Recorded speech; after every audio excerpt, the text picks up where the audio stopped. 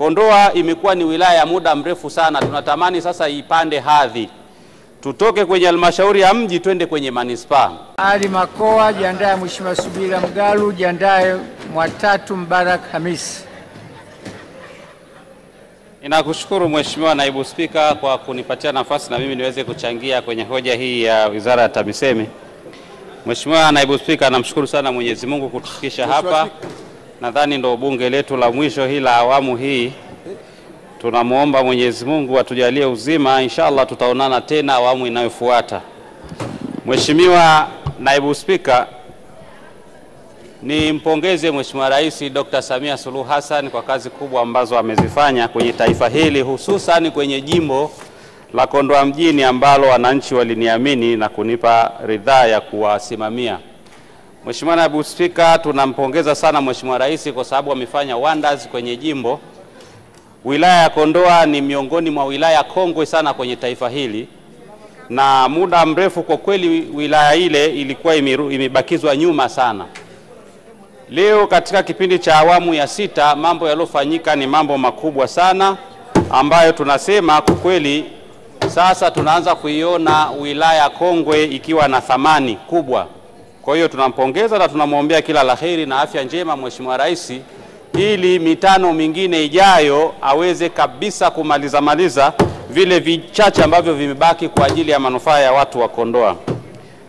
Miradi iliyokuja ni mingi sana Mheshimiwa Naibu Spika. Kwa kweli hata kuielezea hapa itachukua muda mrefu sana. Ninachokiomba ni kwamba kuna magepu machache ambayo yamebaki kwenye hizi bajeti zetu ambazo tunaendelea nazo. Tunamalizia bajeti hii ambayo tunaendelea nayo sasa hivi, tumeitekeleza kwa kiwango kikubwa sana. Bakia maeneo machache kabisa ambayo tunaamini mpaka miezi hii miwili ikamilike tutakuwa tumekwenda kumalizia.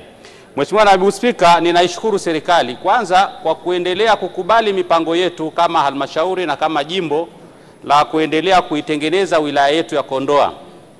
Ninaishukuru serikali baada ya muda mrefu sana kuomba tupatiwe ujenzi wa soko, stendi pamoja na barabara zetu za mjini kuwekewa lami.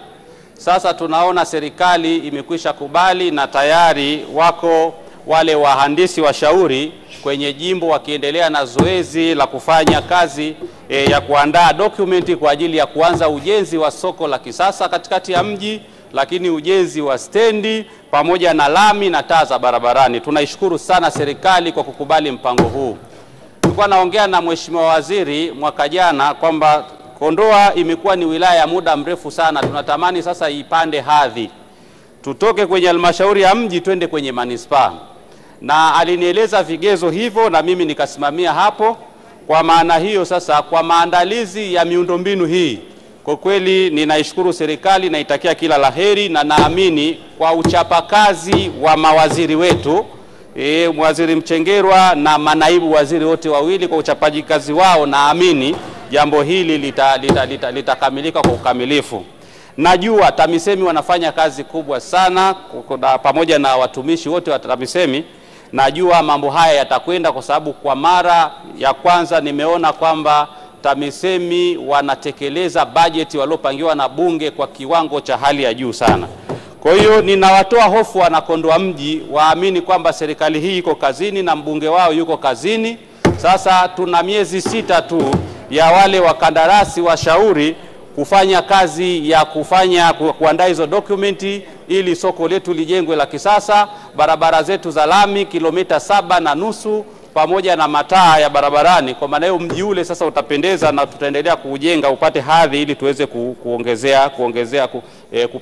kupandisha hadhi na kutoka halmashauri ya mji kwenda kwenye manispaa.